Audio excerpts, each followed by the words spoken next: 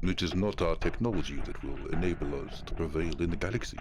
It is our shared sense of honor and commonality that unites us and will give us the power to defeat our enemies. Oh my god, what is that giant space slug doing? It's eating the entirety of my fleet. In other words, ladies and gentlemen, welcome to the Fluffenhammer. Today, we're getting Tau.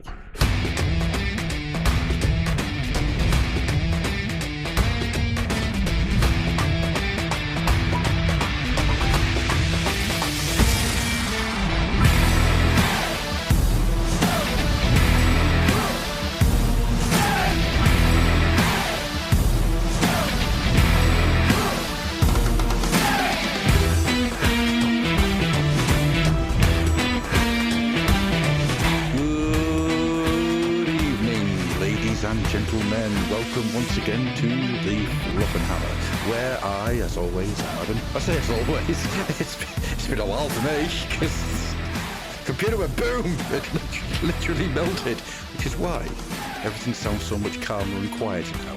I no longer have a PC that is like Bane in The Dark Knight Rises, coughing and gasping for breath. But I am not alone, because with me today are two more cowfish people. One of them, of course, my long-suffering partner in crime. Hello, Andy. Does this mean that over the break where you weren't here, you weren't Adam? I was Dad. That was what I was over the Christmas.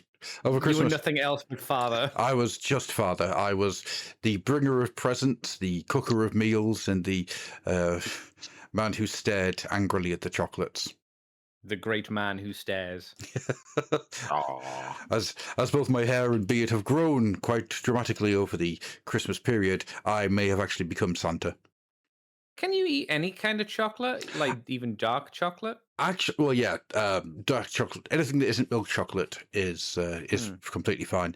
But due to this is going to get real weird very quickly. Also, there's David. Hello, David. Hello. Due to a change in my medications, what's actually happened is that the lactose problems have lessened massively. So I've been building up just trying new things and different things. And as a result, this year we had a full cheese board with no problems. I like the idea of you having a little bit of poison every day to build tolerance to it. Yep, pretty much. So I was really happy because we had a proper cheese board. We had Fire Wizard, which was a great cheese.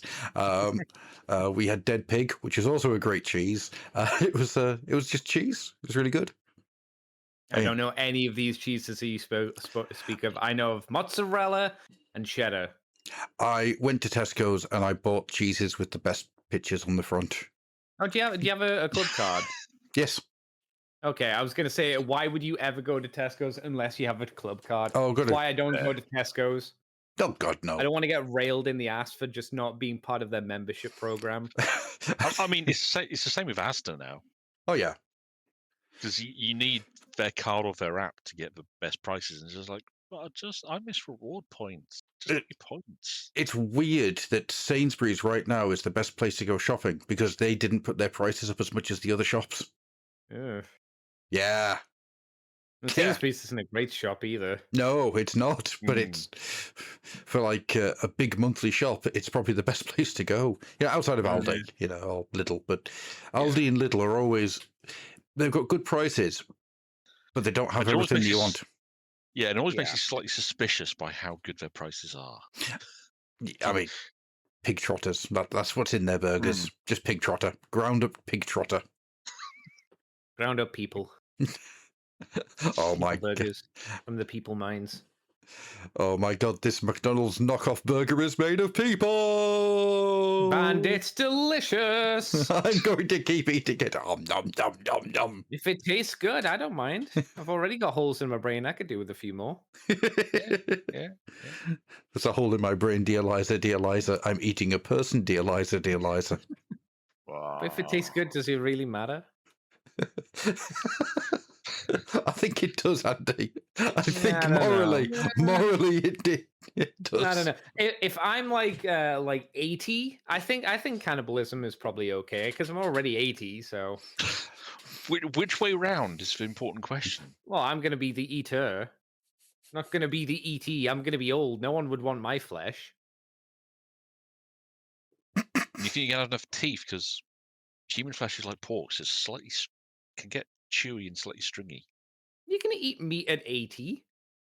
People have dentures.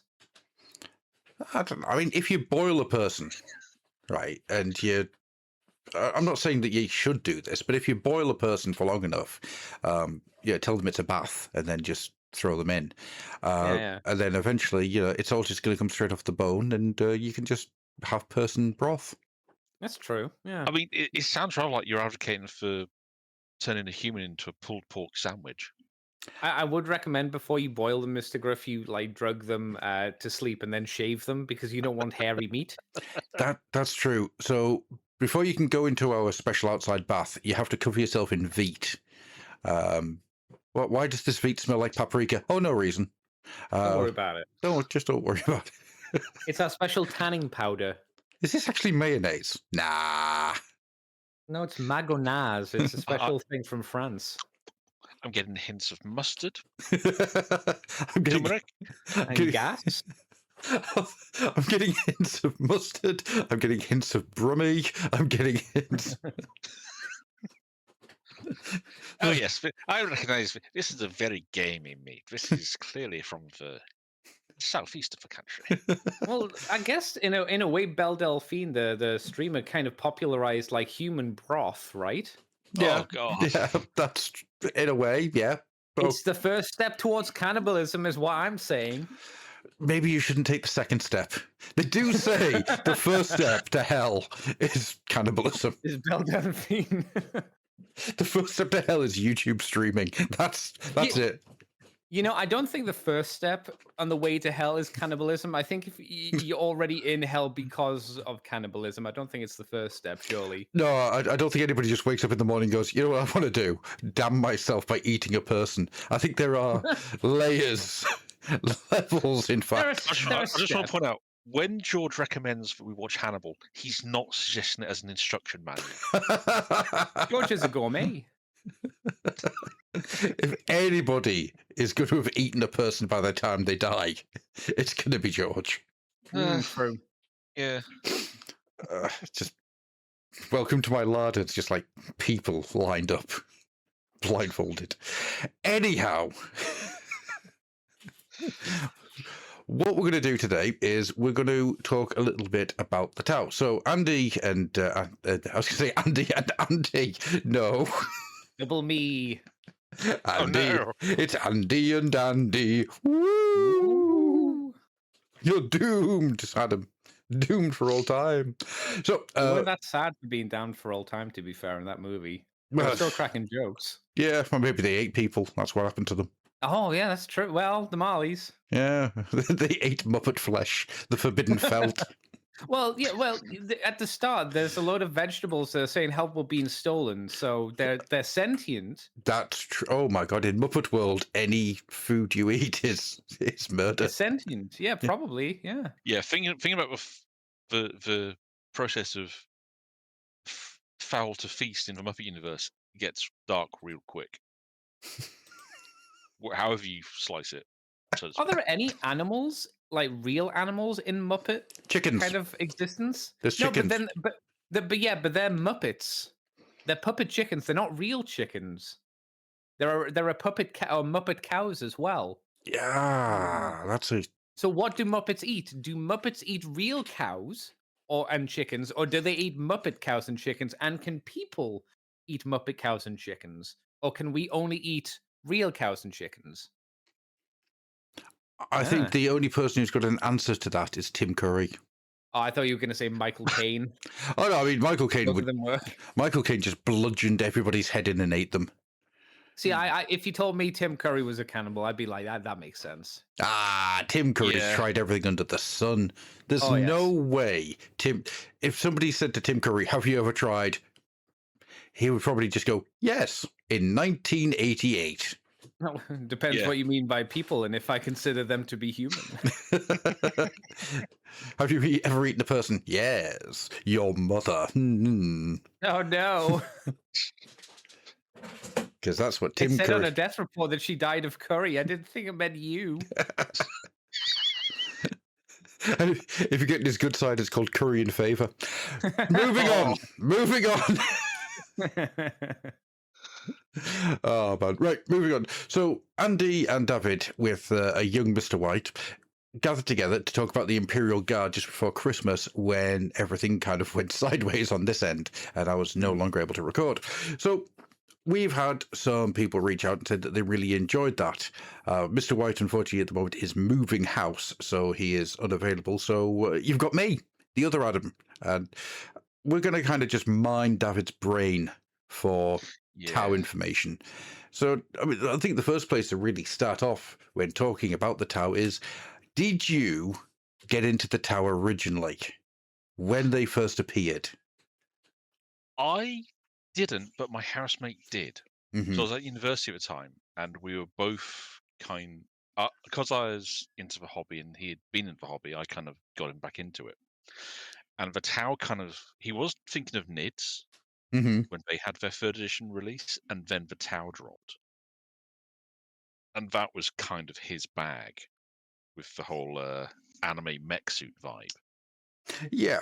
So he was kind of my regular opponent for our latter few years at university, and we built our armies together and went to. Well, actually, he got me to assemble a lot of his stuff for him as a favor, and we went to a GT and had a blast. But yeah, I bought the original codex. I remember seeing the initial artwork. I think back of Inkwik Exterminator, there's some of Jez's sketches. Mm-hmm. And they had some of the original concept sketches for the Tau, and everyone's like, "What the fuck is this? That's not Imperial. That's not Orc. That's not Eldar. That's not Chaos. What the hell is it?" And it was what became a Fire Warrior. Bit more tweaking down the line, but yeah, I quite liked the idea of the Tau from the off. I never really did much. I think I've built like maybe some Fire Warriors of my own. Mm-hmm. I've got some parts I kit bashed because I was going to do alternate heads, because I was on a Macross kick at one point. So I was going to try and do some bespoke battle suits as like in the colours of Skull One and Maximira and all that, just because I was going full anime weeb at the time. But never really did much more than that, to be fair. But I did find them quite interesting, that they were the first army that was kind of pushed real hard as being the dead shooty army. Yeah, that's actually a very, very good point. They are not a close combat army at all. They were in 2001, question mark? Yeah, about that, yeah. The Tau was just kind of released as being, this is all the guns. Oh, okay, fair enough. Yeah, and if you want some close combat, here's some Kroot. Be Yes. careful, they're a bit soggy. They're a You bit. can get them to combat, they're great, but you need to get them there. That's the challenge. What about yourself, Andy? Do you remember the Tau's release, or was that when you were coming out of the No, I hobby? was out at that point. My my introduction to the Tau was unfortunately Fire Warrior. Oh, we'll get to Fire Warrior. Don't you worry about that. We will get to Fire Warrior. We don't have to. Oh, yes, we do. yeah, sadly we do. Yeah. It's important for many reasons. I mean, yeah, important's not the same as good. Yes. That's a very important distinction, folks. Remember, important doesn't mean good. No, Bob Kane was important. There's a deep cut for everyone. So, yeah, I remember them coming out, and I remember two things very distinctly about the Tau. One was, well, this exists just to get the anime market. And Fair, yeah. Turns out many, many years later, I was correct. Because holy crap, did that information like peter out of GW employees. Oh yeah, the GW basically saw how big the anime market was getting in the late 90s and thought, we want some of that, and so they created a anime faction. Yeah. Yeah, and honestly, 2001, that was kind of the peak of what was then the early 2000s anime boom. Yeah.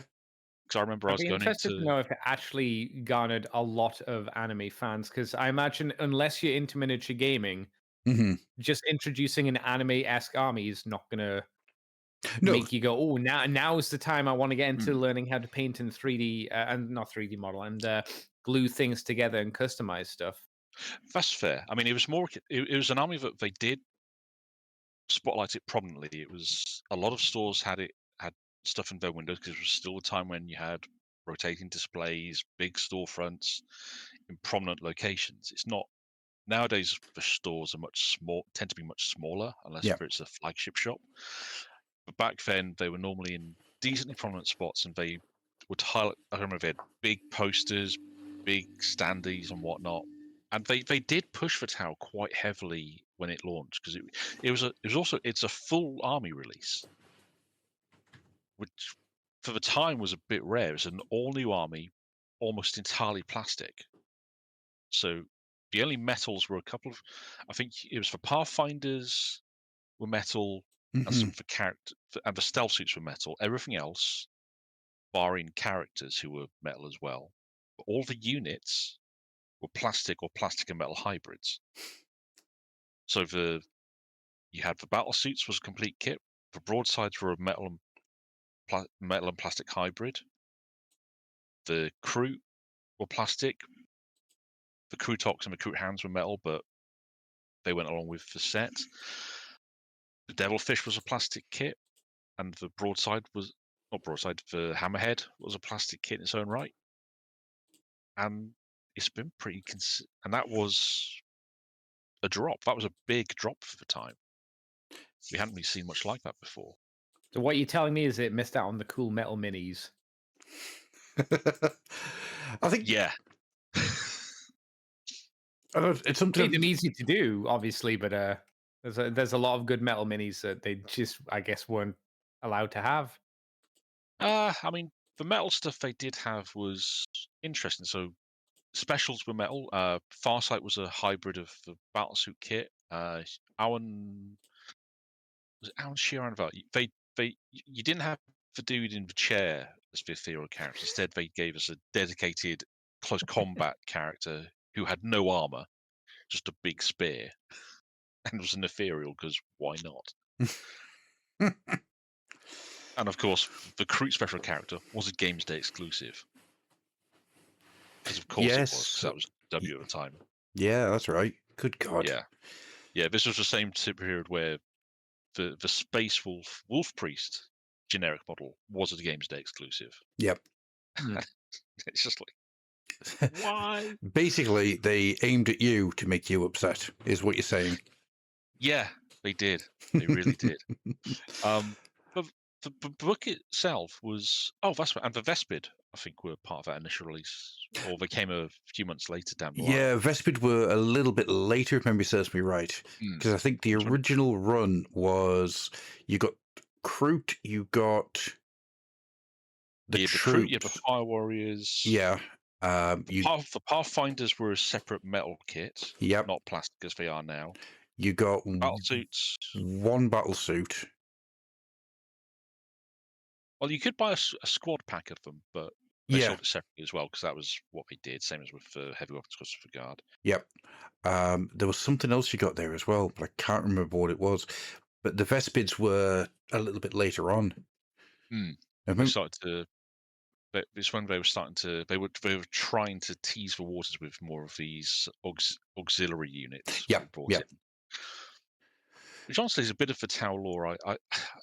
I get why they've not done as much of it over the years, but I'm glad that now with the Kroot getting their big plastic range and the Vespid getting a plastic kit, they're looking back at that idea and going, Mm-hmm. What do you mean by that? What do you mean you understand why they haven't done much with the Tau? Well, it's not so much for Tau, it's more the auxiliaries, the other races. Because GW have always... It's always been a part of the Tau lore. They have auxiliaries. But they've struggled sometimes to balance them alongside the rest of the Tau army. Or they've not really felt like they fit in. Because they don't. They're auxiliaries. They're not the same race, so they operate differently. But folks tended to prefer to run mono armies, so Yep. all file, all Tau, or all Kroot. And Kroot armies for a long time weren't really particularly good. You had to use a lot of Forge World as well mixed in. The But problem was with the auxiliaries that. So let's go on a little history. Let's get into the imagination copter, fire up the imagination rotors, and we're going to go back to the space year 2001. Yay! I mean, don't get me wrong. Yes, please. Yay! Although there's a joke there about being in a helicopter in 2001, which I'm too classy to make. Not going to make that one. So yeah, the Tau come out. They do okay. Yeah, they don't set the world on fire. They don't save Games Workshop sales. You know, they do okay. The auxiliary units, however, the Vespid and I mean, to a lesser extent, the Kroot, they did okay. They did not sell. Like the reason that the Vespids did not. No, they didn't for whatever reason. No, I'm trying to think of why that might be the case. Just pure Tau armies. A pure Tau army, rules wise, worked better than a Tau army with the auxiliaries. Okay. Therein lies the problem. You have all of these, and it was a shame because they did add stuff. So like Kroot had some wonderful flavor to them. They gave you an infiltrating unit that could do work in close combat if it got there, and you could add stuff to it to change its role with the Hounds and the Ox. And the Vespid were quite a fun. They kind of operate in the same sort of way that Scions and Kazakin did for a while when the hotshot lasguns had they were low strength but high AP weapons. And that kind of changed the metric on how that sort of gun operates, because weight of fire gives you the dice to get wounds in, and then the AP gets you through the armor. So they become really good at helping you punch against high armor armies. The Vespid's problem was that because they were metal as well, it was expensive to buy the unit, and it was a cheap unit. Yeah. So to get enough to make it worthwhile was a hefty outlay. It's the Zolt problem, where the Zolts are really expensive to buy to get into a high elf army, and they weren't worth the physical money that you paid to get them. Yeah. Like, points-wise, there isn't the argument entirely, but when you're paying actual physical money to get something and it's not working on the battlefield, it's a fail. And that, unfortunately... Now, there is an argument to be made that the reason that the Vespid, Kroot, Tau trifecta armies didn't work is because people didn't get it. Yeah, they didn't... It was a very complicated army to play. Oh, yes. Back then, in Third Ed. Into what made it complicated? It's just because you had... Here's an army. Here is a skirmish force that works on a very different set of rules. Here is the other skirmish force that does its own thing entirely.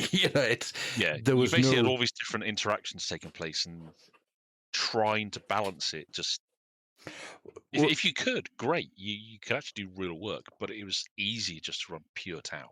It's one of those weird things where it would have been better in 9th than it would have been in 3rd. Because 9th would have had the structure to be able to run it.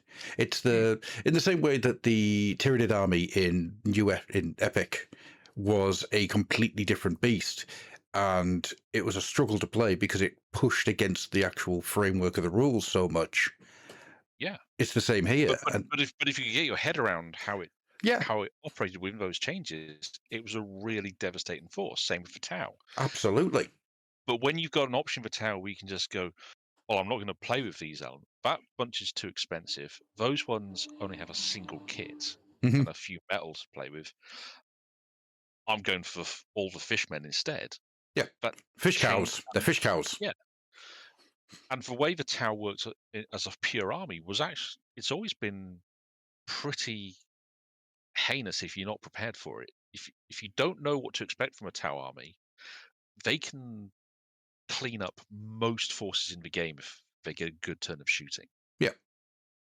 And if you get to combat, or you can get some fire back at them. You can punch them down, but if you're not careful, they will push your shit in quite handily. Well, if you remember, third ed was they could give out a load of damage, and then they could take a load of shooting damage. Oh but yeah, if you got into hand-to-hand combat with them, you could start taking them apart. Well, depending on who you were. Imperial Guard couldn't really take them apart. You know? I mean, I came up with a great solution. It was called a Catch and Devil Squad with a demo charge and a heavy flamer. I mean, that'll do the trick, yeah. Shotguns. That sounds like you have to be very specific when what kind of means I mean, that almost was a squad. everything apart that from squad, one unit. That squad did work against anything really, but Yeah. it was handy against Tau. Yeah, it's the vampire problem, isn't it? It's the well, if you behead a vampire, it'll kill him. Yeah, it'll kill anyone. You haven't proven a damn thing. Yeah. I was put a stake through his heart and he died. Yes, he would have. Yes. Yeah, if you want to prove he's a vampire, pull the fucking thing out. Then we'll know you got it right. It's like, taking that stake out. Why? So in the same way you had a specialist squad, like, well, we've got all these flamers and bombs. Yeah, I mean, that's going to do that. Yeah, you're not really specialist, are you? You're just going to burn everything to the ground. Yes. Yeah. Yes, we are. It works. Yeah. No such thing as overkill, just getting the job done. Absolutely. I'm going to surprise you both here. I bought, way back in the day, a ton of Tau stuff. Right? I bought, and I remember it well, 3 boxes of the Fire Warriors and 3 boxes of Kroot. Do you know why? Drugs. Oh, glue sniffing. No, not quite. Not quite. Okay. Am I close? Had you broken all relationship with reality? No. Yes, but that's beside the point. I had in my possession a load of Space Marine chest pieces and shoulder pads, right? Mm-hmm. I carved away the chest piece insignia, so there was no skulls or Imperial Eagles or anything.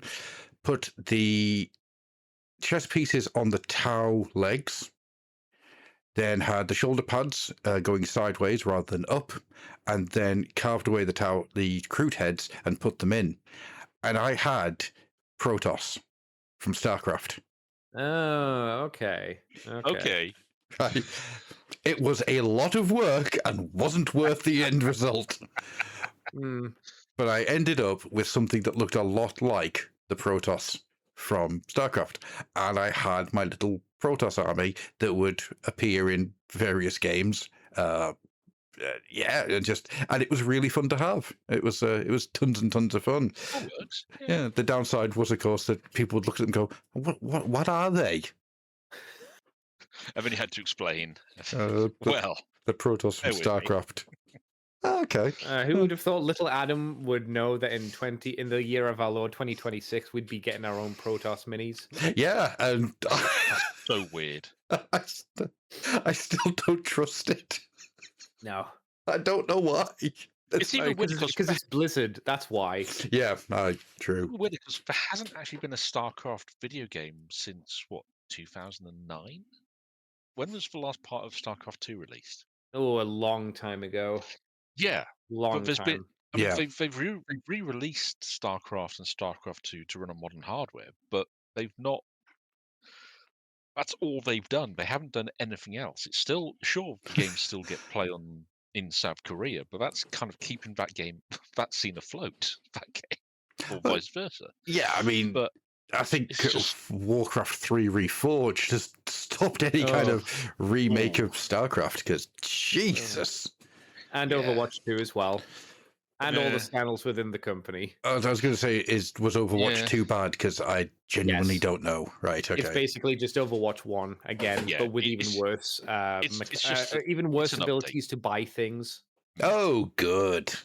You know how you could earn loot boxes? I don't think you can earn them now. Or there was something screwy going on with like the business model of the loot boxes were better in the first game, which is kind of they changed the drops and they made characters that were locked behind battle passes, and There's also lies because they said there'd be a single player, and there wasn't for a very long time. You'd think a single player or a PvE mode for Overwatch would be a no-brainer because people have been clamoring it more than anything else. But Blizzard's gonna Blizzard. World of Warcraft was the worst fucking thing that ever happened to gaming. Yes, Like, I agree. Genuinely, I think it ruined the company in a lot of ways. I think it ruined a lot of the way gaming should have worked. You know, the idea that, I'm not going to get into it here because I will just rant. It's another discussion that we could really go into, but there's conversation. Maybe after we get round to the Bluebird episode that I am desperate to do, because we're doing the fucking Bluebird episode. We're going to talk about fucking Bluebird, Andy. You can't talk about stop Polly me. Pockets. Let's go Polly Pockets. Yeah, we are. You fucking are. Maybe we'll talk about the rise and fall of Blizzard at some point, because that would be sad. Well, there's a reason to get back in contact with Wayne and tell him to get his ass onto a call. Wayne, come here. Oh yeah, true. We want to complain about Activision for an hour. I'll see if Bobby Kotick will come on so we can just shout at him. Bobby Kotick. Devil man. You dick. Yeah, he's a cock. Fucking arsehole. Look at you with your buying the fucking patent rights to a fucking machine that never happened so you could make all the companies pay you money for video games, you cunt. Anyhow, right. So the Tau. So that's what I did. And it's the only time I've bought Tau was to make Protoss. The army. I remember reading the army book way back in the day, and it just felt half-assed. It didn't feel like something that slotted into 40k. The tone was so much different because they felt too bright and happy and cheerful. You know, there were no sharp edges to the Tau at that point. No. If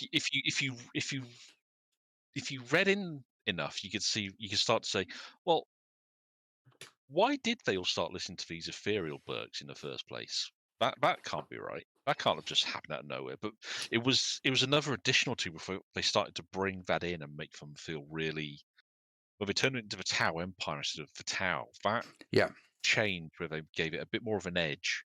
They made Farsight much more of an interesting character as well, so that he wasn't just a rebel. He had a good reason to rebel. He'd come to this great realization. Well, the best thing that happened to the Tau. Sorry, I've completely stomped all over you there. I do apologise. Continue. No, go ahead.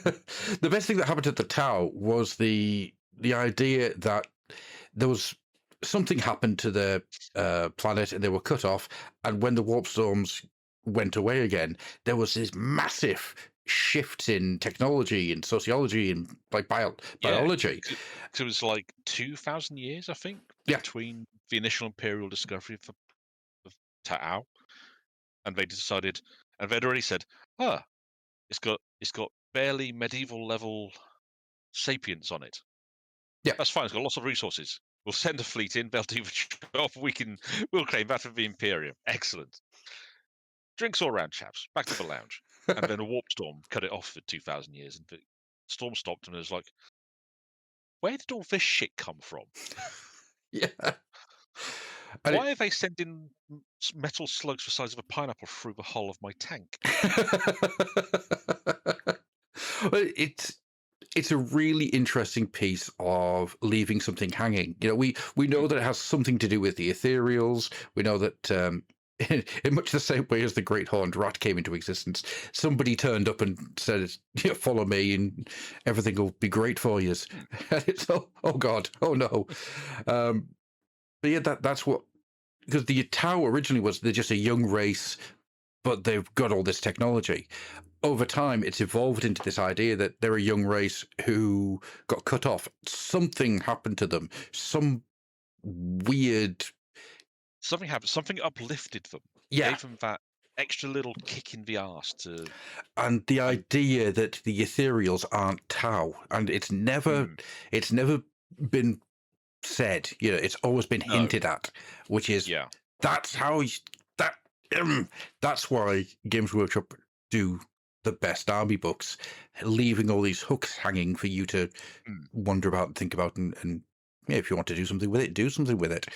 And the worst thing they can do is answer those questions. They shouldn't answer any of these. They should Yeah, always be left they in do. the air because The way I always saw the Tau was what you do if you want to play easy mode. Why do I say that? Because they're not affected by the warp. So Yeah. if you're not affected by the Yeah. warp, you have a much easier existence than most civilizations in the galaxy at this point in time.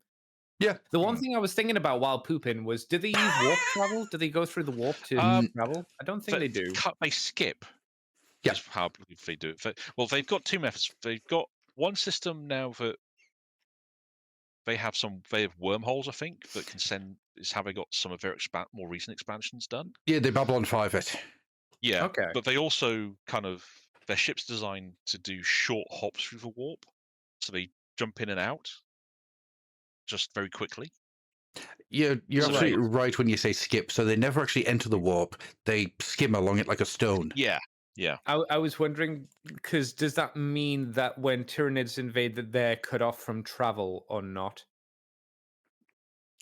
Because obviously, when the Tyranid invades, there's a shadow in the warp, and you can't really travel to that system and reinforce it. Generally speaking, can Tau? Because if they can, that's again another massive advantage they have over most any of the species. Yeah.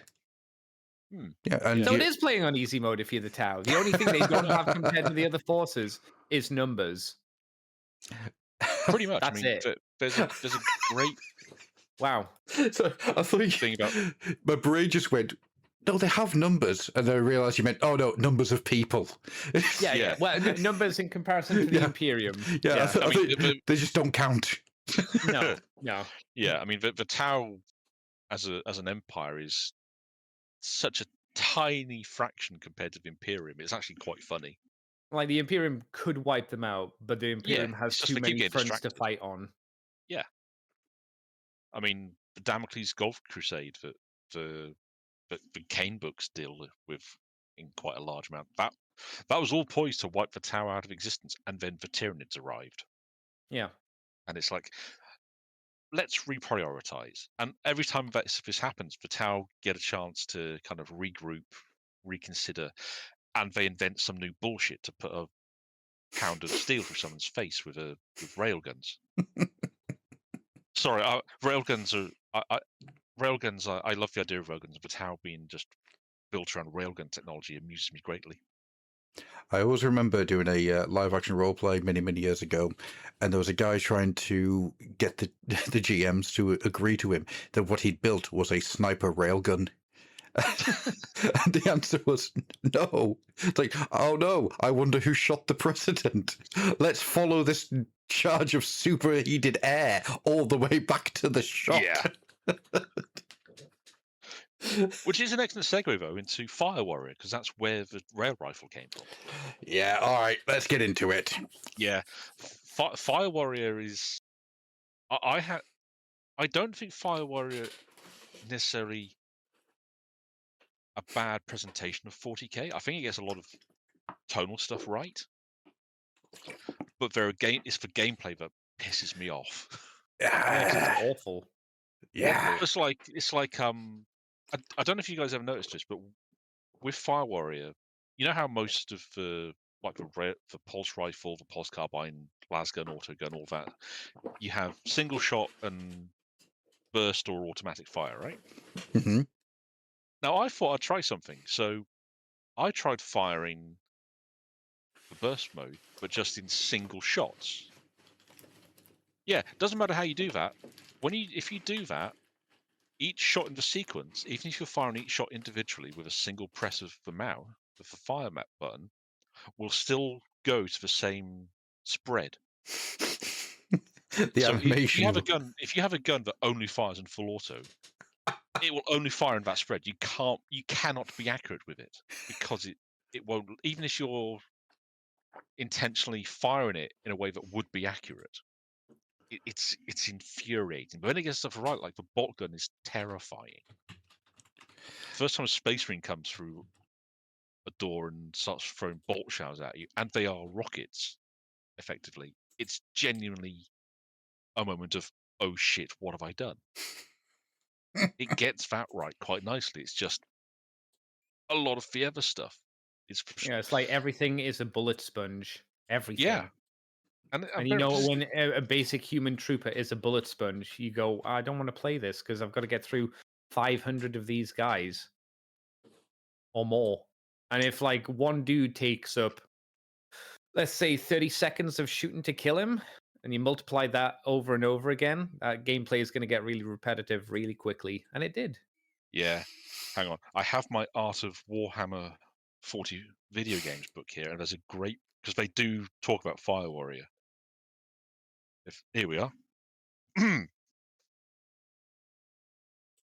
Yeah, contact with the latest Xenos threats of Imperium was made here. A star cluster in a distant spiral arm. The races are young, vigorous, and technologically advanced. They call themselves the Tau. Xenos biologist Form 4 Jenna Bakerus, aka Tom Baker, the Fourth Doctor. Yeah. I, it's cheesy, but I love that they managed to put that in, just a little nod. Because yeah, Tom Baker does the narration for the game. He does, yeah. You have that, and Brian Blessed is he ethereal? I think he's isn't he an Imperial commander? Because Burt Kwok plays your Tau superior, your Tau Fire Warrior commander. Yeah. I cannot remember, to be honest with you. It's weird. Although the character you play in that is actually now part of, I think he's established as being who they put in charge of the Tau forces for the Damocles Crusade. Mm-hmm. After, not Farsight, but it might have been after Shadow Sun got put on ice. But I don't want Brian Blessed to be ethereal. I think him being ephemeral is scary enough. just existing in the same world as Brian Blessed is kind of terrifying, to be honest, because it's like Ghost Brian Blessed is a nightmare that you don't want to have. Genuinely, I wish there was some kind of like trophy I could give you there, because that may be the greatest sentence this podcast has ever created. He's scary enough being ephemeral. It's like, yes. Yeah. I remember the two things I remember the most from Fire Warrior were it is so horribly small in so many ways. The levels are just kind of corridors, aren't they? A lot of corridors. Pretty much. But it's got trenches and it's all. Everything feels like it's on rails in a lot of ways, which it works. You can do that. Doom and Quake are not that far from being that, but Doom and Quake hinted at a bigger world. Fire Warrior never hinted at a bigger world, which is irritating because the bigger world exists.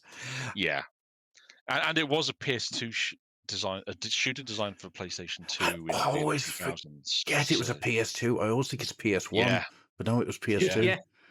Yeah. That's insane to me. It came out the same year as Time Splitters. Yeah. The first one. I think so, yeah. Or the second one. Even it doesn't really matter, I suppose. But yeah, like the second one was way better as well than the first one. So that makes you go, God damn it. And Red Faction, the first Red Faction. Come on. Red Faction 2 is when you talk about Red Faction, that's the one you go to. Mm-hmm. But because of the super destructible environment. The first one's it's fine. It's fine. Yeah. It's better than this game than Fire Warrior for sure. But that's not. It hurts because it's proof that the PS2 could do shooters, but so many shooters were kind of like Fire Warrior in terms of their quality. No, they weren't. I played a fair few FPS on the PS2. They weren't good. They were better than Fire Warrior. Oh, I don't know. Do you remember Gloom? No. Yeah, exactly. Vaguely, yeah. No, I mean, Fire Warrior is bad, but it's not Gloom. No, it's not the worst of the worst, but I wouldn't say it's like the standard of what PS2 shooters were. No, I don't think that's a good representation. At least Fire Warrior gave us the Imperial Guard Valkyrie and the Tau Walker. Although the Walker is weird. I could go to GW and just buy one of them. Well, you couldn't before the game. That's the thing. What? They didn't exist before the game? Nope. For Valkyrie came out, I think, a year later because I bought mine about then, and the Orca about the same time. Yeah, Right. because they weren't available, and then Forge World kind of stepped into because people were Oh requesting them. no. Yeah. No, the Forge World. Yeah, I still have Oh my Forge no. World Valkyrie. I never finished painting the damn thing. Unsurprisingly, it's all in pieces now. Being chopped up to make something else. I probably should do that, to be fair. Oh, I forgot there was an online mode for Fire Warrior. Was it? Wasn't it? Was it just a standard versus mode kind of thing? Yeah, online multiplayer deathmatch, team deathmatch, and capture the flag. I'm kind of Jesus, surprised. I'm trying to imagine if that would have worked with how that game played. Yeah. Oh dear, Probably man. just as boring as you could imagine, I would guess. Do you know what Yeah, I would wasn't- imagine it's no GoldenEye. Mm. Do you know what I do remember that was great though about Fire Warrior? The Turning it off? speech, the sound files. Do you remember? Do you remember them? The Oh, yeah, they just played over and over and over and over and over again. not the ones that you heard in the. Oh, okay. I I'm- thought you meant the game's lines. Okay. No, the ones where you get told what to do, and the one that always sticks in my mind, and there's no way of doing this without sounding like an awful human being. But I remember the line behind the great dwarf at the end of the corridor, which is no. Yeah, they did unfortunately go full weeb and code for the Tower Race to be very Asian coded. It was Well, they too have a wait for distinct me. voice. Oh no! Yeah, And I remember at the time just thinking, no, you can't do that. That's GW rubbing their hands and going, yes, we can. oh. Well, who was it who actually published it? I think it was Could- THQ, wasn't it? I think it was Kujo, THQ. yeah, THQ and Kujo Entertainment. That's right. Yeah, Oh man, just there's a name I've not heard in a long time. I Kujo. forgot there was a novel that came out alongside. Yeah, that was a CS Goto drop, wasn't it? Yes, it was. I am going to have to find that book and read it. I need to read the novelization of Fire Warrior. Do I you? don't think you really do. I have right now on my eBay searches the Road Rash novelization, the Golden no. Axe novelization, and the Streets of Rage novelization. I intend to own these books again. I think I had. I don't know if I still have it. I think I had the Streets of Rage one. I know I had the Desert Strike. I've already got the Desert Strike one. It is so good. It's just, it shouldn't be. It's not even a book. It's just 10 chapters and you're out. But oh man, I love that book so much. So daft. Yeah, and the great They thing all about were. them, the great thing is that Streets of Rage, Streets of Rage, Desert Strike, and Road Rash are a trilogy. They are 3 parts of a larger story, and that makes me incredibly happy. You said they were part of the same world to me once, I think, right? Yeah. It's they all have the Golden Axe kind of pretends to be, but isn't, because obviously not. But every other one of them, they're all part of a larger story. They're all connected. It's so brilliantly beautiful. That's so silly. I love it. Ah man. So anyhow, Tau. The Tau kind of and ahed for a very long time over what they were. You know, what is the thing that makes the Tau? The Tau, how do you fit them into a grimdark universe? And for a very long time, they kind of fit. And it's weird, actually. It takes their appearance in the first Cypher's Kane book for me to actually get to understand the Tau and enjoy them. Yeah. Because So, the Kane books do a good job of getting across the Tau quite handily, I think. oh, Christ, Yeah, the fact that you have the entire explanation of what the Kroot are and how the Kroot work. Yeah, the fact that they're eating people and just going, tastes wrong. Why does it taste wrong? DNA's bad. What? What Yeah. do you mean the DNA's bad? DNA's bad. Oh shit, gene stealers. Right, okay, with you now. Got you. And Yeah. the fact that the Kroot can kind of, they know that there's this taint that's happening here. That will never not be funny. With children, I'm sorry. The Kroot are just looking for the taint. Oh god. Yeah, they know that there's this corruption that's taking place, but they just don't know what the gene stealers are. It's brilliant. Yeah, it is fun if I've seen them meet these things for the first time. So they had no idea what the gene stealers or the Tyranids really were. Mm-hmm. So the fact that Kane basically lets a Fire Warrior that's been implanted go. Yep. Is kind of blackly funny because it's like, it's your problem now. And I think there's a great bit where the first time they run into the forces of chaos and it kind of blows the tower's minds. That Yeah, it was. what happened with this? It was in the. I did a reading for it for the YouTube channel. What series was that in? It was one of the. Hang on, I can go into my playlists and I can tell you exactly which one it was because I have it open in front of me. Not Broken Realm. Psychic Awakening. It was one of the Psychic Awakening short stories that had the first time the Tau dealt with Nurgle. And it's just a lot of Tau people staring out the window going, what? He's so smelly. This No. Nurgle ship comes out of the warp and it's, why is I it? thought you said shit. Oh, well, yeah.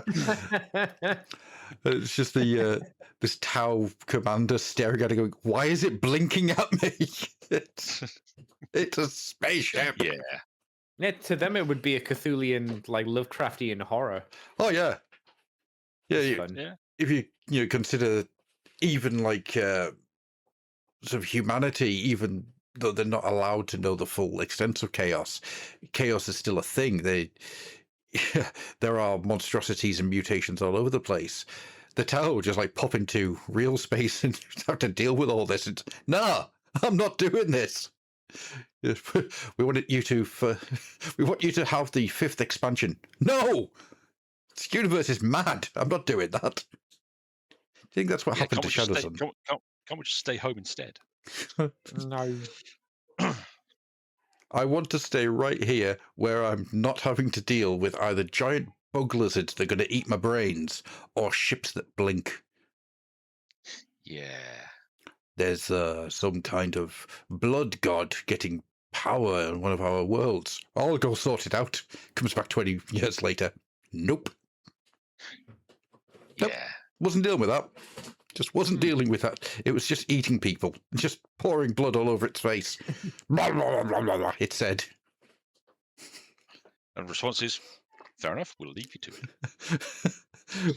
it. we sent over an ambassador. What happened? Well, he was split in half, and then everyone rolled around in his remains for a bit.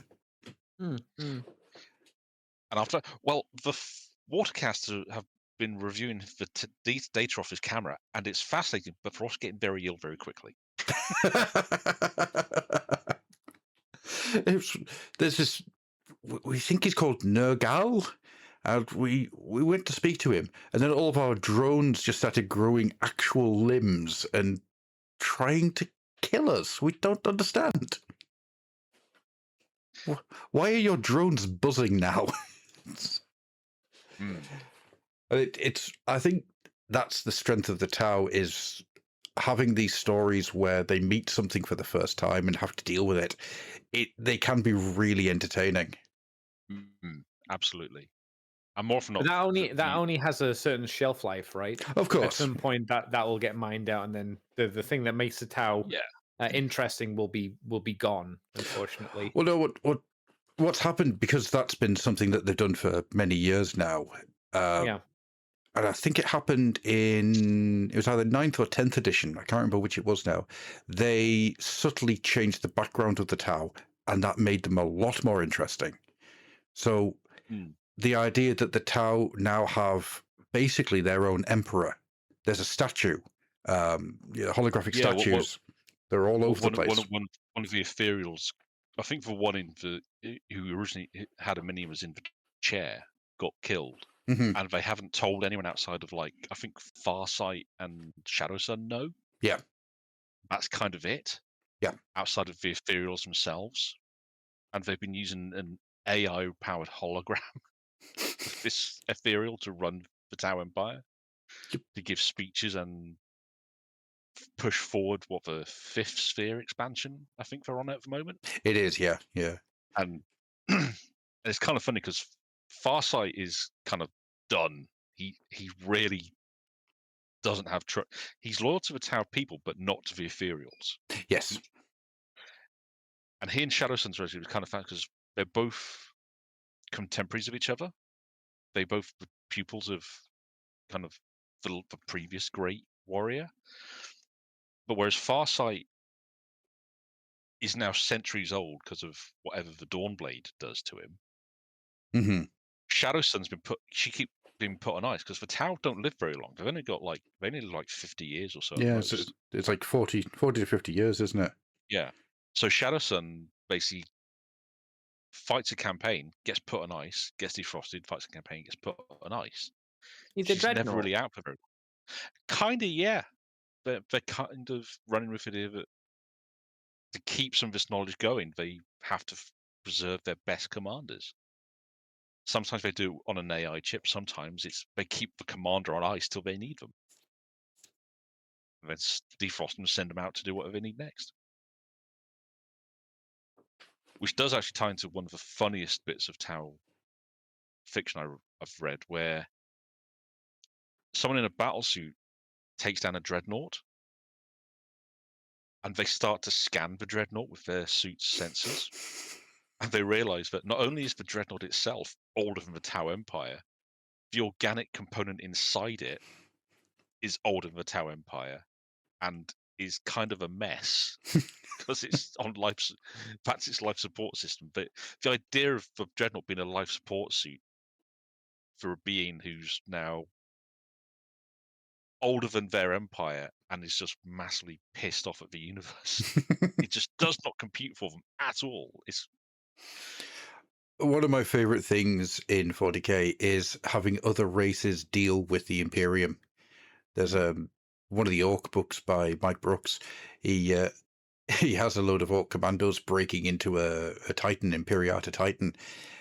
And before they start smashing everything up, they just stare at the headpiece and everything inside it and how everyone's wired in. Just, Umis are weird. It's just, yeah. And I love the idea that the Imperium has basically interbred itself so much that even the Orcs think it's just a bizarre place. And I kind of leads in stuff like how they introduced the Demiurge. Yeah. As this weird. I was going to get to them. Yeah. And now it turns out it's actually the Leagues of Votan, but because of how the Votan operate, almost every race in the galaxy thinks of each kindred as a separate species almost. Yep. Because of how they can have these very distinct physical differences because of how they've been designed for different environments. Mm-hmm. And the idea that a lot of the Tau's ion and railgun technology was initially sold to them by the Demiurge. And they've just been extrapolating whilst the Votan look on interesting and go, oh yeah, that's cool. I like what you're doing. We'll just take some notes, but don't mind us. There's a little hint that the drones, the Tau drones that they've got, they are extrapolated from the Ironkin. So the fact that at any given point, the Votan may be able to just turn off all of the Tau stuff. It's like, and click, and you're done. Yeah, as soon as it becomes not profitable or they can't pay the phone bill. God, the Votan a 40k Comstar. Jesus. They are. Trust me, if you dig into Comstar. Yeah. Oh yeah. Yeah. No, You think absolutely. Comstar of Yadmec? No, Veva Votan. That makes much more sense. God, I would have loved the Votan way more if their aesthetic was just dwarf space pirates. I mean, you can go that way if you want. They're a bit too Viking-y for me.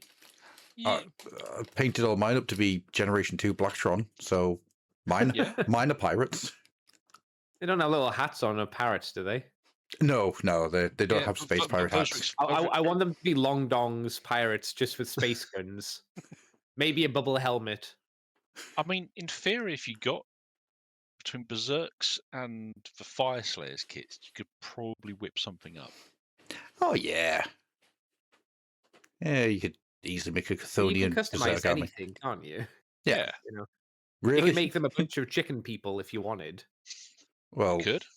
I feel, Andy, that needs to be your next project. I mean, No, technically, I've no interest in them. technically that is the Kroot. They are weird avian birdmen. I so it was only when I came back into 40k that I realized that the front of the Kroot face wasn't a giant chin, but it was actually a beak. A beak. I Same. thought, Yeah, I always saw it on. What did it change? Because I'm sure in Dawn of War it didn't used to be a beak. I'm sure the crew It, didn't it, have beaks. it can vary from depiction to depiction. In fairness, I think Mhm. most of the time they just put it down to the mutability of the Kroot genome. So that sometimes it can be an actual beak, sometimes it can be more of a jaw Mhm. sort of thing. So it can be what you need it to be honest. Do they Big still jaw. have the big dinosaur? Or is that not a thing? Is that only in Dawn of War? The big old bird. Yeah, the Uh Carnosaurus or whatever it's called. it's not in the rules anymore. I think there might still be a legend data sheet. They've got large beasties, but nothing quite that big, which is I think is only a matter of time. Because I can't imagine DW passing up the opportunity to sell people on a giant Kroot battle bird. What? That's crazy. They Purely wouldn't do so that that. they can annoy people who really want exodites. And see, no, we're not going to give you a space-based T-Rex. You can have a bird instead. And you got to Yes, play it is the Kroot Kroot to use it. Carnosaur. Okay, the only thing I'm seeing when I'm looking for Kroot Carnosaur is images of people who've customized like one out of the Seraphon T-Rex, pretty much. Yeah. I'm just going to do a search for Krootosaur and see what comes up. That's Hang not on. its name. The Krootosaurus. It's an extinct genus of large, short-necked pliosaur that lived during the Apperton to Albion stages of the early Cretaceous. It's not what I'm looking for, but okay. That's fun. Hang on. Andy, was it this you were talking about? I've just posted in the chat. No, that wasn't the one I was looking at, but that's the creature I'm thinking of. Yeah. Yeah, that's the official Forge World version. Oh, One of them anyway. Yeah. Yeah, they've kind of there's a scaled down version now, so it only holds 2 people or 1 person rather.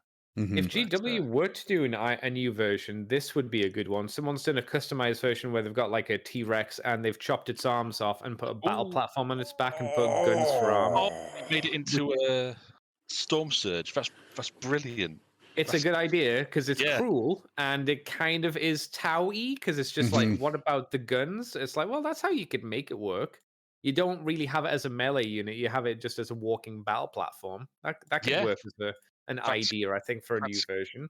that's kind of perfect. I dig that a lot. That Yeah. works. That works shockingly well. And saving that image. There we go. Neat. And also fuck the painter because it's a very good paint job. Oh, Oh, yeah. yeah. That's an That- incredible that's- paint job. Everyone in unison, yeah, fuck that Yeah, guy. Piece yeah. of shit. Hate him. Jesus Christ. Yeah. that is unfairly good. I love that. Yeah. Mm. I wonder what the Is it toy worth is. Should we talk about Tau and their Forge World relationship as well? Because they were one of the races that kind of got a bit of a focus from Forge. Yeah, I mean, a lot of Tau existed purely in a lot of ways because Forge World focused in on them and gave them a spotlight and did a lot of the work. Oh yeah, because Yeah. you had the was it the Tauros campaign? Mm-hmm. Big book of them that also sadly did the Raptors a bit dirty, but also gave us the Elysians and let them get their ass kicked. Was Talon did Talon things and were just kind of cool.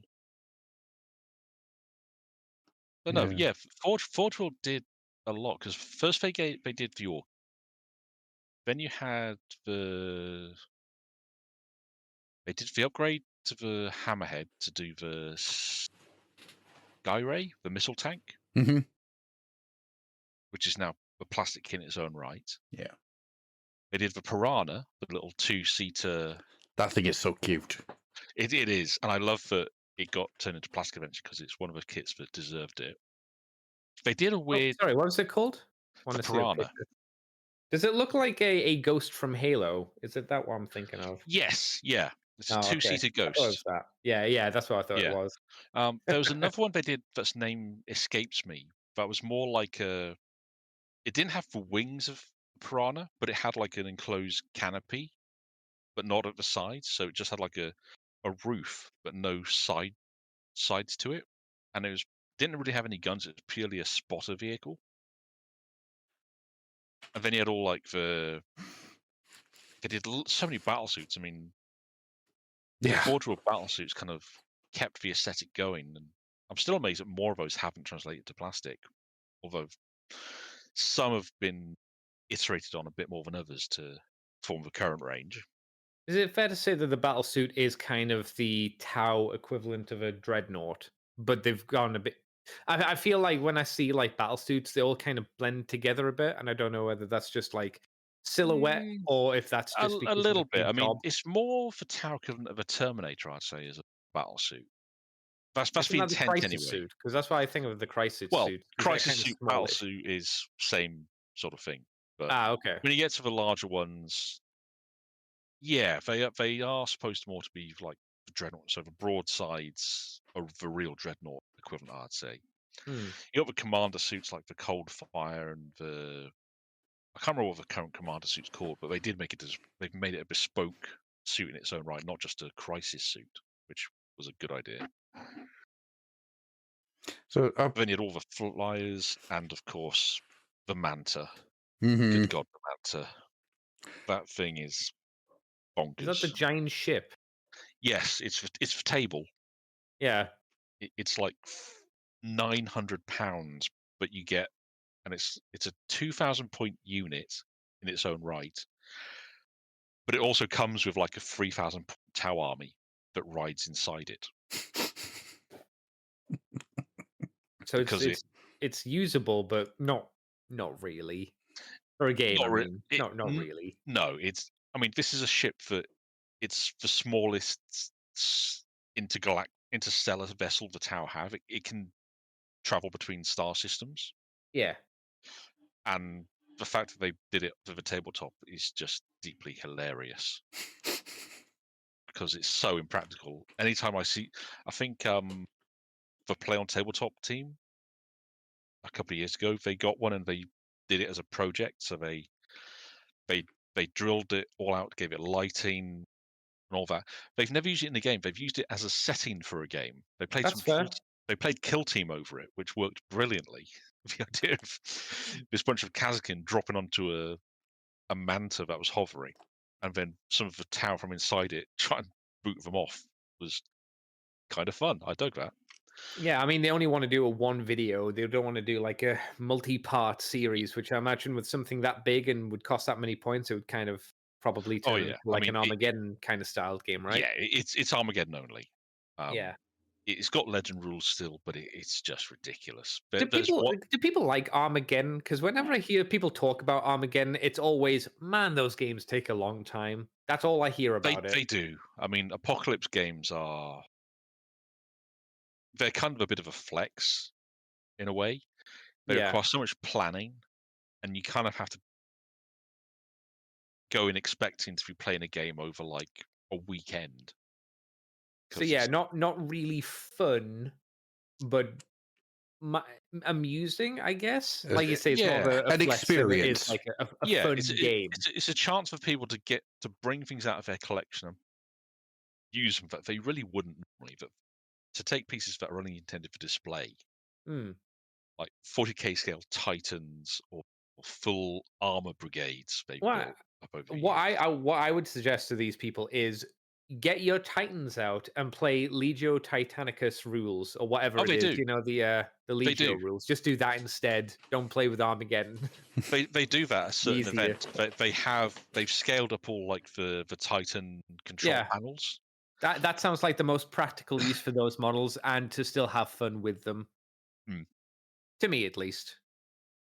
No, that makes sense. And like I say, they do that. It's something that folks in the Titan building community, because good God, is there one more than you'd expect. They do that, and Yeah, but is there a Gargant building community? Because that's the real community. The Titan building community? yeah. Boring.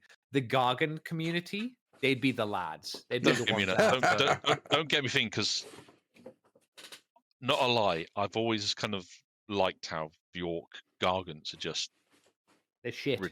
yes, They're trash should- heaps that move. yeah, but they're so, because they're trash heaps. There's nothing you can use. You can just take them out in one hit. You can't. Mm-hmm. They've got redundancies on redundancies by pure chance. There's no standardization. You can't say, oh, it's a Gargant. Target its boiler. What boiler? Well, we did it on that one. This one ain't got that, sir. Now, this one has 500 Gretching running on wheels. So we had to get through the ablative grots first. Power up the Vulcan Mega Bolters. So I've just been going through the releases for the Codex Tau, all the different Tau releases, and I'm actually off the mark here. So the original release was in 2001, 3rd edition. You got two different ethereals, a Kroot Shaper, a Kroot Carnivore Squad, Kroot Hounds, a Pathfinder, Pathfinder Metals, 4 of them, Shield Drone, the Plastic Fire Warriors, Metal Aunshi, Metal Krutox, Oshova, Broadside Battlesuit, the Devilfish, and the Hammerhead. These 3 stealth battlesuits, the 1 stealth battlesuit team leader, and the XV8 Crisis battlesuit, and a character called Angor Proc. That was for Games Day, dude. Yeah. 2002, the Imperial Armor update, and you get all the Forge World things, the Skyray, the Barracuda, Tiger Shark, heavy gun drones, and the marker drones. In 2004, you get the Pathfinders with the rail rifles, the Orca dropship from Forge World, the Great Narlock from Forge World, another Great Narlock from Forge World, another Great Narlock from Forge World, another Great Narlock from Forge World, and the drone sentry turret. I don't think they can stop from making Great Narlocks. No. I think they had fun making those things. 2005, you get 1, 2, 3, 4, 5, 6, 7, 8, 9, 10, 11 releases from Forge World, which is the Narlock Riders, different types of battlesuits. They're obsessed with Narlocks. Remote Sensor Tower, the Manta, the Tetra, which I don't remember ever seeing the Tetra before. The Tetra's one I was talking about with the with the canopy, Oh, this doesn't have a canopy. It's got like a big line that goes up the middle. It's super cute. It's like it's even dinkier looking. Then in 2004 to 2008, which is 4th edition, you get a new Commander in a Crisis battlesuit, a new Pathfinder with rail rifle, a new Pathfinder with rail rifle lying down, the Sniper drone team, which is super cool. Never seen that before. I've always liked that team. To be fair, that was a nice idea. 4 new Ethereals. Then you get the Vespid. So that's much later than I thought it was. Then you get some characters and some more battlesuits. The Piranha, the Skyray gunship in plastic, and the Piranha in plastic. 5th edition, all Forge World. And it's all different types of battlesuits. 2013, all Forge World. You get 2 new battlesuits and a remote drone. 2013 is when you start getting some actual Tau stuff that isn't Forge World. Fireblade, more battlesuits, the Razor Shark, the Sun Shark, new Tau Commander in a new suit of armor, some characters. and the new Pathfinder box set. 2015, you get one. Yeah, you just get the 2, 3. You get 4 Forge World releases, which is the Tidewall drone port, the Tidewall shield line, the Tidewall gun rig, and the Barracuda. And everything else is just new plastics. Striker team, Breacher team, a Crisis battle suit team, some new Tower Commander battle suits, and all that type of thing. 8th edition, you get Osha. I was going to say Oshasira. I don't know if I'm saying that right or not. Shadow Sun. There we go. Right. Not Yeah, Shatira. she gets her plastic kit, and Yeah. after a metal one. Yeah. Yeah. 9th, you get the kill team, some characters, the Recruit Fast Stalker Kin Band in 22, and then you get the most recent update. So, yeah, all the way through the sort of 2004 to 2013, it's all Forge World. Yeah. That's But crazy. I mean, that's kind of what Forge World did. I mean, they did a lot of Aldar at the same time. Mm-hmm. But I think it was partly because they'd done pretty much all the Imperial stuff they could at that point. Because, folks, if you're listening, you weren't aware, Forge World started to make tanks. There's some treadheads at GW, and they wanted tanks. More than Lehman Russes and Chimeras, they wanted variants, and God did Forge World let them do it. Tony Cottrell, bless him, bless his little heart, Warwick Kinraid. They went a bit loopy on the treadhead stuff. But then Forge World became the place where armies that didn't really fit into the release schedules would get stuff. And they did a lot to fill stuff in. Yeah, they did. There was some nice stuff in there. And the gap between, like I say, that big gap from, I think it was when they first branded it as the Tau Empire release, right through to when they did the big refresh with the new Crisis suits and new Commander in plastic. That kind of gave the main design team a lot of material they could draw from to convert into plastic or to take cues from. And it kind of shows if you're familiar with what they did over that period. I think it was mainly Mark Bedford and I want to say Seb were the two main sculptors at one point for the Forge World stuff. Yeah. And it does translate across because when you see what the main studio team, when they came to redesign things in plastic or evolve the line in plastic, they had good stuff. I mean, the current Crisis suit, yeah, it's like a 10-year-old kit now, but it's still miles better than the original plastic Crisis suit kit was. Oh, by a long way. So much more posable and dynamic that and more stuff you can do with it. Same with the Commander suit. I mean, the beauty of the Tau line now is that I think I've mentioned it before. I like the idea of a line maturing to the point where you have almost everything in plastic in some form. Mm-hmm. And the Tau line is that now. I think the only thing that might still be resin/metal might be the sniper team. May I interrupt the conversation for a loud sexual moan as I post this in chat? You can do. Oh. All right, I'll put a thing in chat. Have a look at that. Oh, hells yeah. Oh. Not so much the third one. Here's the third one. It's not much of an The fourth one's not much of an either, but I'll put that in as well. Oh, I don't know. That classic Chaos Sorcerer is a bit of a... Nah, I prefer the first three. The first three were the ones I know of. I remember those ones. The first three are peak. The first three are peak weirdos. The fourth one is so Zinch coded it's not funny. I'd argue these are at least the three sorcerers are painted particularly badly or boringly. Because I remember when those first came out, they were painted in a much more flamboyant color scheme, which they should be. Oh yes. But sorry, yeah, for those not aware, Made to Order are doing the classic sorcerers, which are metal, the classic chariot, which I think was mostly metal bar the horses. Another sorcerer, which is Zinch coded, which I don't know, and then some dogs. They've just popped up. I thought people should know. Yeah. You should, because these are classics. And it's Yeah. nice, and it's nice that they're bringing stuff out of retirement to make them But why available. announce them now? Why announce them at like 12 o'clock on a Wednesday on the 6th of January? Who knows? Who knows? I've given up trying to work out how GW announce stuff because it makes not the slightest bit of sense most No, of the time. no. It really doesn't. But it's lovely that they're coming back with these. Mm-hmm. Sorry, I Yeah. derailed. Yeah. Loud sexual moment, but I had to moan. Yeah, no, Oh. absolutely. I'm really happy to see them, to be honest. That's really Yes. cool. Yes. Well, I think, honestly, I think we're kind of coming to the end of this anyhow. Is there any other sort of topics that you want to bring up for the Tau? Anything that is Why weren't the particularly... Crisis battle suits made out of metal?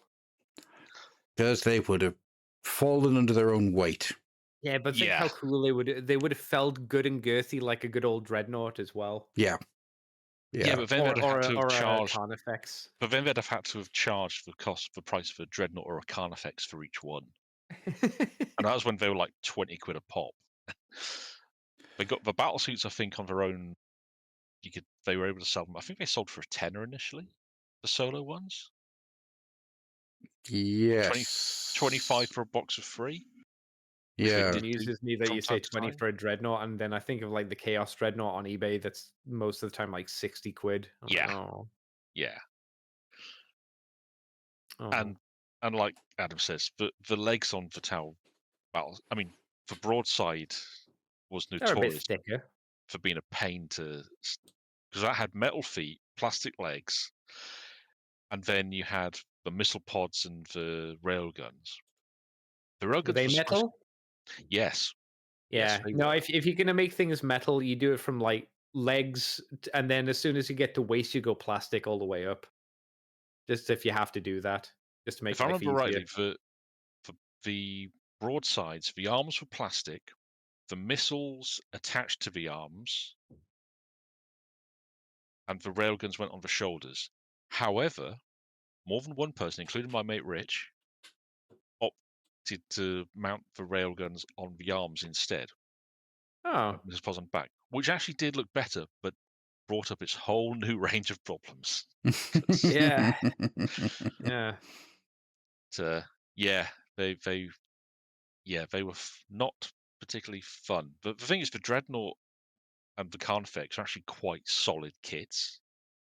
If you get the Carnifex does need pins in really, but the Dreadnought you could do that without pins at all. Oh, Yeah. he's very nice and tight and compact, so he does like metal bits don't really stick out too far. Yeah, They the kinda, like, throw the weight Crisis off. suits, if they had been metal, they would never have sold. Yeah, that would have been great mean, though. It would have been great, but they'd never have sold. Another thing you can throw at your brother from across the room and potentially kill him with. I laugh because it's true. Yeah. Yes. Yeah. All right then. I think then with all that, then we shall start to peruse our way out of here. David, Yes. where can people find you? Oh, I'm Where? everywhere as David Kelly because I'm boring and like that. I don't do aliases. Big Swinging D. At Big Swinging D on Blue Sky. Well, I might get you a different account. Go to bigswingingd.com. That might also get you on a few lists, unfortunately. Otherwise, with yourself, I do the deeper dives, and with Mr. White, we do Fluffenbusters, where he's been busying himself away getting screen captures done to get out our Lord of the Rings trilogy release, all 6 episodes of it, because we did the extended editions because we're mad. But they seem to have gone down relatively well. Good.